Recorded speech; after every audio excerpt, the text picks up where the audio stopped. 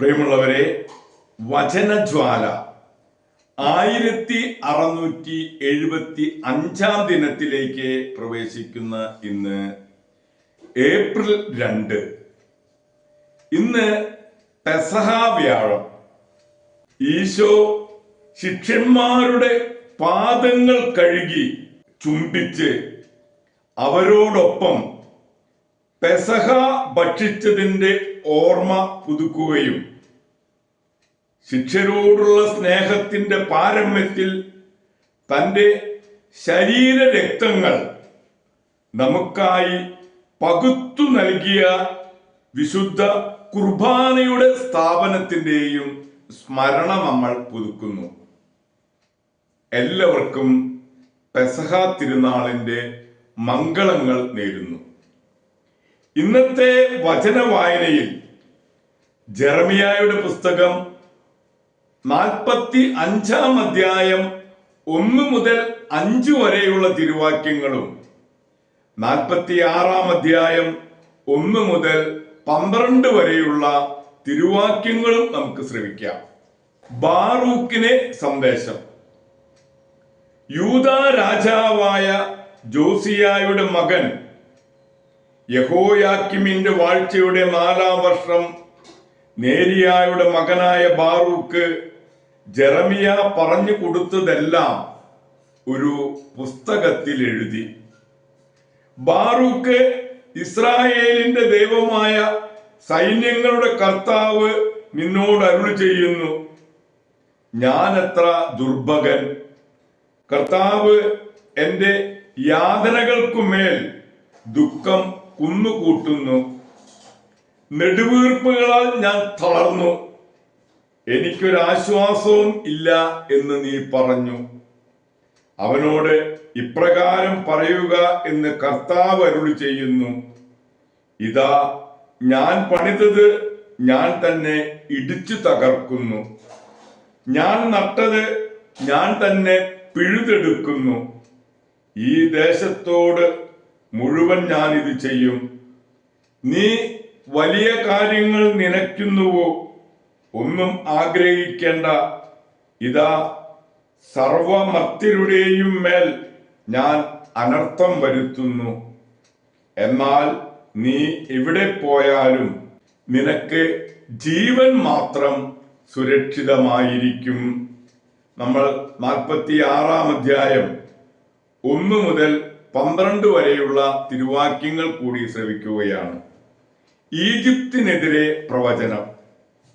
കർത്താവ് ജനതകൾക്കെതിരെ ജെറമിയ പ്രവാചകനോട് അരുളി ചെയ്ത വചനങ്ങൾ ഈജിപ്തിനെ കുറിച്ച് ജോസിയായുടെ മകനും യൂദാ രാജാവുമായ യഹോയാക്കിമിന്റെ 4-ാം ഭരണവർഷം ബാബിലോൺ രാജാവ് നബുക്കദ്നേസർ യൂഫ്രട്ടീസ് നദീതീരത്ത് കർക്കശമിൽ വെച്ച് തോൽപ്പിച്ച ഈജിപ്തിലെ ഫറവോ ആയ നെക്കോയുടെ സൈന്യത്തിനെതിരെയുള്ള പ്രവചനം.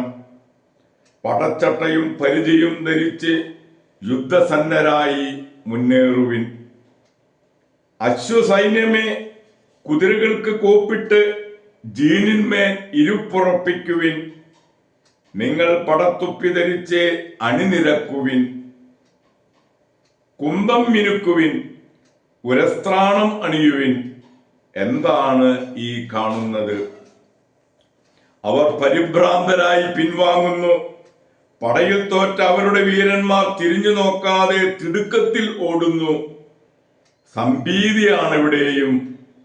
കർത്താവ് അരുളി ചെയ്യുന്നു, വേഗമേറിയവനെ ഓടിയകലാനോ പടയാളികൾക്ക് രക്ഷപ്പെടാനോ സാധിക്കുന്നില്ല.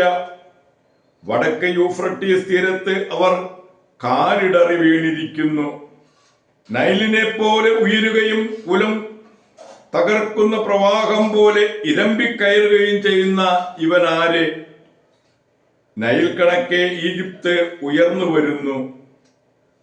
കൂലം തകർക്കുന്ന പ്രവാഹം പോലെ തിരയടിച്ചുയരുന്നു. അവൻ പറഞ്ഞു, ഞാൻ ഉയർന്ന് ഭൂമിയെ മൂടും, നഗരങ്ങളെയും നഗരവാസികളെയും ഞാൻ നശിപ്പിക്കും. കുതിരകളെ മുന്നോട്ട്, രഥങ്ങളെ ഇടിച്ചു കയറൂ, പടയാളികൾ മുന്നേറട്ടെ. പരിചയേന്തി എത്യോപ്യക്കാരും പുത്തുകാരും വില്ലാളി വീരന്മാരുമായ ലിതിയാക്കാരും മുന്നേറട്ടെ. സൈന്യങ്ങളുടെ ദൈവമായ കർത്താവിന്റെ ദിനമാണിത്, പ്രതികാരത്തിന്റെ ദിനം, ശത്രുക്കളോട് പകവീട്ടുന്ന ദിനം. അവരെ സംഹരിച്ച് വാളിന് മതിവരും, അവരുടെ രക്തം തൃപ്തിയാവോളം കുടിക്കും. ഉത്തരദിക്കിൽ യൂഫ്രട്ടീസ് തീരത്ത് സൈന്യങ്ങളുടെ ദൈവമായ കർത്താവ് ഒരു യാഗം അർപ്പിക്കുന്നു. ഈജിപ്തിന്റെ കന്യകയായ പുത്രി, ഗിലിയാദിലേക്ക് പോകൂ, തൈലം കയ്യിലെടുക്കൂ. നീ അനവധി ഔഷധങ്ങൾ ഉപയോഗിച്ചു, എല്ലാം പാഴായിപ്പോയി, നിനക്ക് രോഗശാന്തിയില്ല. ജനപദങ്ങൾ നിന്റെ ലജ്ജാകരമായ അവസ്ഥയെപ്പറ്റി കേട്ടിരിക്കുന്നു. ഭൂമി മുഴുവൻ നിന്റെ നിലവിളി മുഴങ്ങുന്നു. പടയാളികൾ പരസ്പരം തട്ടി വീഴുന്നു. ദൈവത്തിന്റെ തിരുവചനമാണ് നാം കേട്ടത്. പ്രിയമുള്ളവരെ, ഇന്ന് ആഗോള കത്തോലിക്ക സഭയിൽ പൗലായിലെ വിശുദ്ധ ഫ്രാൻസിസിനെ അനുസ്മരിക്കുന്ന പൊൻസുദിനം.